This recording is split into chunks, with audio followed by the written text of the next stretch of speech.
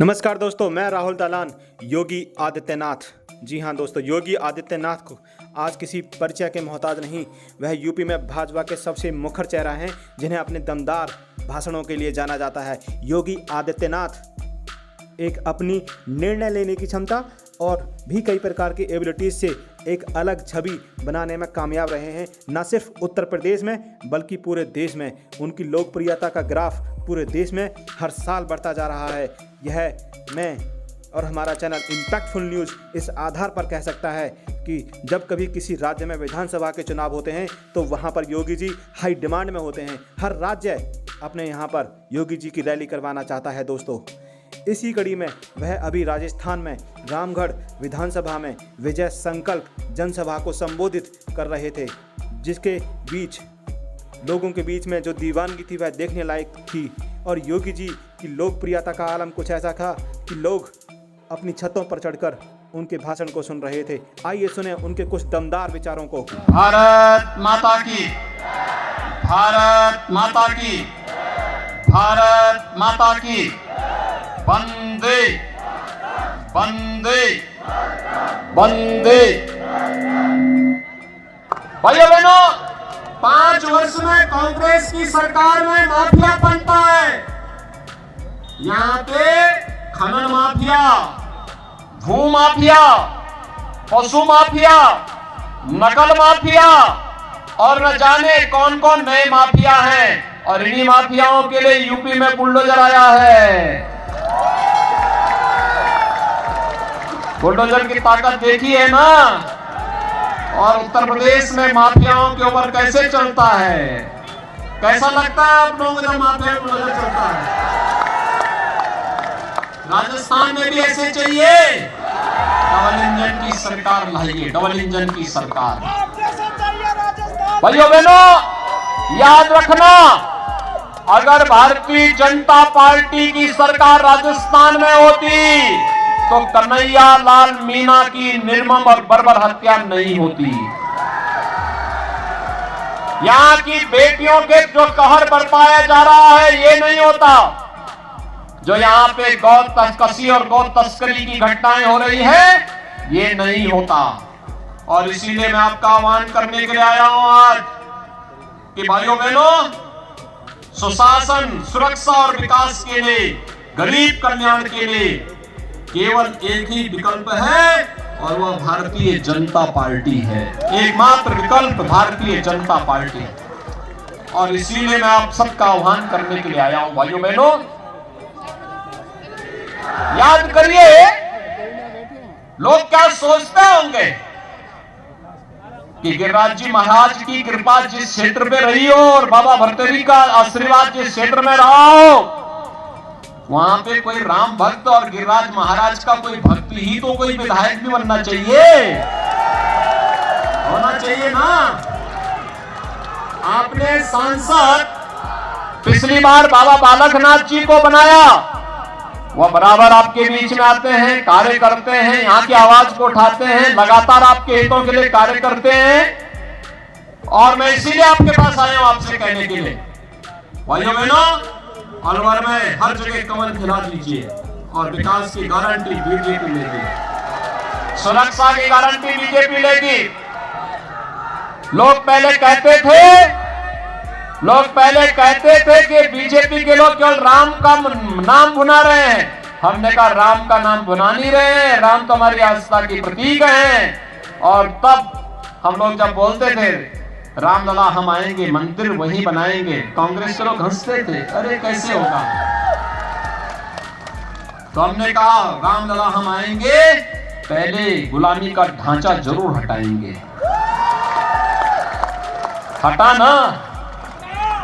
और फिर कहा मंदिर वहीं बनाएंगे। अब मंदिर बन रहा है ना, कोई संदेह, कोई संदेह। और फिर बता रहे हैं 22 जनवरी को 2024 में प्रधानमंत्री मोदी जी के कर कमलों से 500 वर्षों के बाद रामलला अपने भव्य मंदिर में विराजमान होंगे। सब लोग खुश हैं ना, सभी लोग खुश हैं ना। अच्छा मुझे बताओ, अयोध्या आने के लिए कितने लोग तैयार हैं 22 जनवरी के बाद? और इस सड़क के उस पार के लोग, सड़क के उस पार के लोग क्या और उस पार, ये जो पांव मोड़ करके खड़े हैं, इन लोगों से मैं पूछना चाहता हूं, क्या अयोध्या आने के इच्छुक हैं? तो फिर हाथ खड़ा करके मुझे बताओ, आप सभी लोग तैयार हैं? भाइयों बहनों, मेरी आपसे अपील है, भाइयों बहनों मेरी आपसे अपील है, आप जय ओझा को रामगढ़ से, श्री पन्ना राम मीणा को राजगढ़ से, श्री रमेश खींची को कठुमर से और जयराम जाटव को अलवर ग्रामीण विधानसभा क्षेत्र से जयपुर भेजिए। और भाइयों बहनों, मैं आपसे अपील कर रहा हूं कि आप इनको भेजिए और मैं इनसे कहूंगा कि वे अलवर से जुड़े हुए, रामगढ़ और राजगढ़ से जुड़े हुए, कठुमर और अलवर ग्रामीण से जुड़े हुए इन सब राम भक्तों को लेकर के 22 जनवरी के बाद अयोध्या आइए। सहमत हैं? सभी लोग सहमत हैं? भाइयों बहनों, राजस्थान की भूमि यह धर्म और कर्म की भूमि है, यह भक्ति और शक्ति की भूमि है, यह शौर्य और पराक्रम की भूमि है। स्वाभाविक रूप से जो राजस्थान अपने शौर्य और पराक्रम की गाथा से दुनिया को प्रेरणा देता रहा हो, जिस राजस्थान ने अपने शौर्य और पराक्रम से भारत की कहानी रची हो, जिस राजस्थान के राजा महाराजा योगियों संतों के कारण, जिस राजस्थान ने भारत को एक नए इतिहास की ओर अग्रसर किया हो और जो आज वर्तमान में राजस्थान की पहचान बनकर के भारत के पर्यटन मानचित्र पर राजस्थान को अग्रणी स्थान पर लाने का कार्य किए हो। भाइयों बहनों, पिछले 5 वर्ष में कांग्रेस नेतृत्व की सरकार के कारण वह राजस्थान आज करा रहा है। भाइयों बहनों, जब राजस्थान की बात करते हैं, आज राजस्थान शौर्य और पराक्रम की बात यहां के नौजवानों में है, लेकिन यहां की सरकार माफिया और अपराधियों के सामने घुटना टेक चुकी है। आज ये राजस्थान भ्रष्टाचार में नंबर 1 पर है, महिला अपराध में नंबर 1 पर है, साइबर अपराध में नंबर 1 पर है, बिजली की दरों के माध्यम से यहां की जनता पर कर डालने में नंबर 1 पर है, डीजल पेट्रोल में वेट का दाम लेने में नंबर 1 पर है और महंगाई इंडेक्स में भी राजस्थान नंबर 1 पर है। युवाओं के भविष्य के साथ खिलवाड़ करते हुए पेपर लीक की घटनाओं में नंबर 1 पर है। अन्नदाता किसानों पर अत्याचार करने के लिए मंडी टैक्स में नंबर 1 पर है और बेरोजगार युवाओं के द्वारा सर्वाधिक आत्महत्या इसी राजस्थान में की गई, इसमें भी राजस्थान नंबर 1 पर आज हुआ है।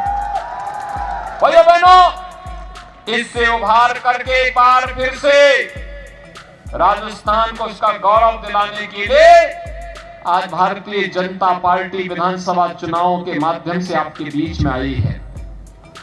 आज जब पूरा भारत बदल रहा है, दुनिया में भारत का सम्मान बढ़ रहा है, प्रधानमंत्री मोदी जी के कारण आज भारत का गौरव दुनिया में गाया जा रहा है। प्रधानमंत्री मोदी जी दुनिया में जहां कहीं जाते हैं, पूरा देश पलक पावड़े बिछा करके उनका स्वागत करता है, तो भारत के 142 करोड़ लोगों का सम्मान होता है। भाइयों बहनों, आज भारत अपनी सीमाओं को सुरक्षित करने में सफल हुआ है। पहले दुश्मन, कांग्रेस की सरकार के समय दुश्मन भारत की सीमाओं में घुसपैठ करते थे, आतंकी घटनाओं को अंजाम देते थे। आज दुश्मन घुसपैठ नहीं करता है, आतंकवादी या उसके आका भारत के अंदर घुसपैठ करके आतंकी घटना को अंजाम नहीं दे सकते। उन्हें मालूम है कि अगर आतंकी घटना को अंजाम देंगे तो फिर इसका खामियाजा भी हमें भुगतना पड़ेगा, क्योंकि ये नया भारत है, छेड़ता नहीं, लेकिन अगर कोई छेड़ता है तो उसको छोड़ता भी नहीं है। ये नया भारत है, ये समस्या नहीं देता, ये समाधान लेकर के आता है। समाधान, ये समाधान लेकर के आता है। कांग्रेस ने आतंकवाद की समस्या दी, मोदी जी ने धारा 370 समाप्त करके इसका समाधान दिया। कांग्रेस ने नक्सलवाद की समस्या दी, मोदी जी ने उसका खात्मा करके समाधान दिया। कांग्रेस ने अलगाववाद दिया, मोदी जी ने उसका समाधान किया। कांग्रेस ने भ्रष्टाचार दिया, मोदी जी ने विकास के बड़े बड़े highway, railway, airport, metro, rapid rail, AIIMS, IIT, IIM, one district one medical college देकर के युवाओं और नागरिकों के जीवन में खुशहाली लाने का काम किया।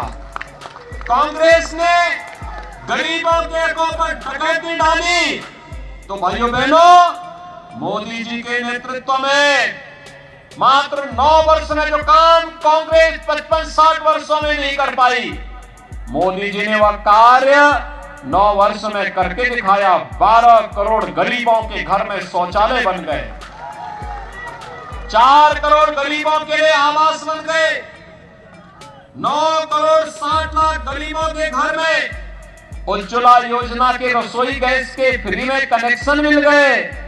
और भाइयों बहनों, 4 करोड़ गरीबों को मोदी जी ने फ्री में बिजली के कनेक्शन भी दिला दिए। 50 करोड़ लोगों को पूरे देश में 5 लाख रुपए की स्वास्थ्य बीमा की गारंटी प्रतिवर्ष की मिल गई। 12 करोड़ किसानों को 6,000 रुपए सालाना प्रधानमंत्री किसान सम्मान निधि का लाभ भी मिल गया। भाइयों बहनों, संकट के समय जो साथी है वही सच्चा साथी है। याद करिए, कोरोना आया था, कांग्रेस के नेता पिकनिक मना रहे थे। कोई इंग्लैंड में था, कोई इटली में था, कोई जयपुर में था। मोदी जी और भाजपा के कार्यकर्ता ही आपके बीच में आकर के सेवा का काम कर रहे थे।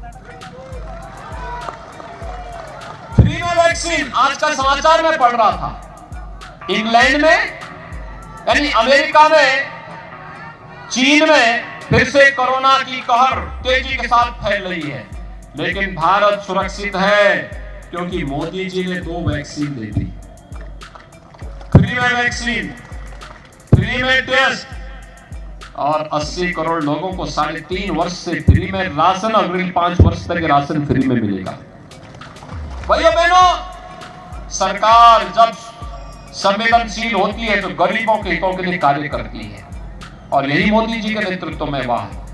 उन्होंने सुरक्षा भी दी, सम्मान भी दिया, विकास भी कराया, भ्रष्टाचार पर प्रहार भी किया। और कांग्रेस की सरकार के समय तो रामनवमी के जुलूस पे बैन लगते हैं, बैन, पर्व त्योहार नहीं मनाने देते। भाइयों बहनों, आप याद करिए, हम हिंदुस्तान में रहते हैं, राजस्थान में रहते हैं, यहां संबोधन राम राम का होता है। जन्म लेते हैं राम राम, दिनचर्या प्रारंभ करते हैं राम राम, और अंतिम यात्रा भी चलती है तो राम नाम कह करके ही अंतिम यात्रा भी निकलती है। राम के बगैर हमारा कोई काम ही नहीं। लेकिन रामनवमी के जुलूस पे यहां बैन लगाया जाता है, कर्फ्यू लग जाता है। और भाइयों बहनों, एक तरफ कांग्रेस रामनवमी के जुलूस पे बैन लगाती है और दूसरी तरफ भारतीय जनता पार्टी की डबल इंजन की सरकार अयोध्या में राम मंदिर का निर्माण करती है। सहमत हैं? सभी लोग सहमत हैं? अरे सड़क के उस पार, सड़क के उस पार, सभी लोग सहमत हैं ना? तो फिर मेरे साथ बोलेंगे भारत माता की, भारत माता की। इसी प्रकार के और भी जीवन के विभिन्न क्षेत्रों से इम्पैक्टफुल न्यूज को देखने के लिए और अपने विचारों को रखने के लिए आप इस चैनल को सब्सक्राइब कर सकते हैं।